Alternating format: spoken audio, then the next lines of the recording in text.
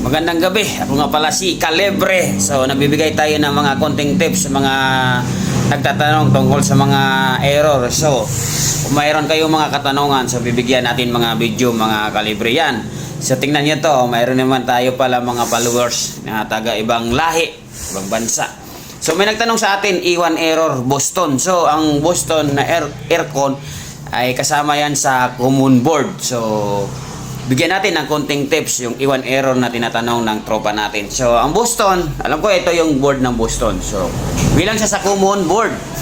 So, ito, konting tips lang ito mga Calibre. E1 error, ibig sabihin ng E1 error ay communication problem nakalagay sa error code natin. So, marami yan.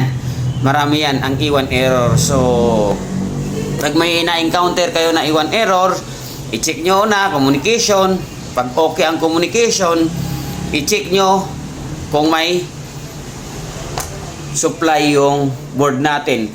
So sa mga wala pang alam sa basic electronics, sigurado ako mahihirapan kayo mag-trouble, lalo na sa ganitong mga inverter board. Kaya payo ko sa inyo, kung gusto nyo talaga mag-aircon technician at gusto nyo talaga matuto mag-repair mag-board o tamang pag-check or findings, so kailangan nyo talaga mag-aral ng basic electronics dyan sa inyo kung saan kayo.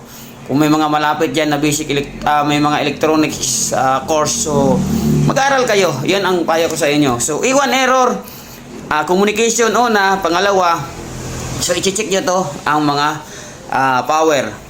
Ang voltahe naman na hinahanap natin ito. Una, yung pinakauna-unang na voltahe ang kukunin natin ay yung 220 AC 220. Tapos, apat na DC.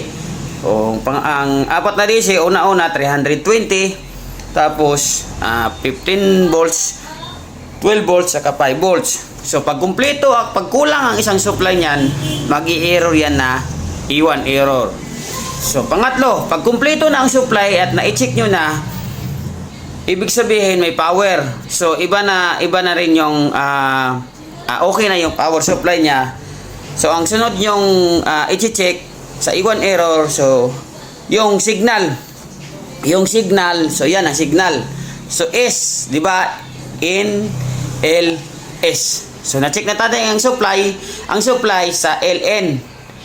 So, ang isa niyan, start, yun ang i-check natin. Yun ang signal. So, dito natin makikita yan. So, subaybayan nyo na lang yun yung S. So, subaybayan yung S, may circuit yan. So, kasunod ng S, una yan, diode, tapos resistor, tapos optocoupler. So, yan. Dito kayo mag-focus yung mga E1 error o communication error. Yun. Pagka mayroon kayong alam na basic, so madali na lang nyo i-check yan mga Calibre. So, malawak yung mga error code natin.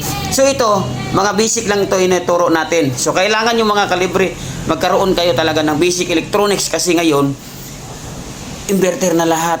Inverter na talaga lahat mga Calibre. Wala nang basic na lumalabas. Halos lahat inverter.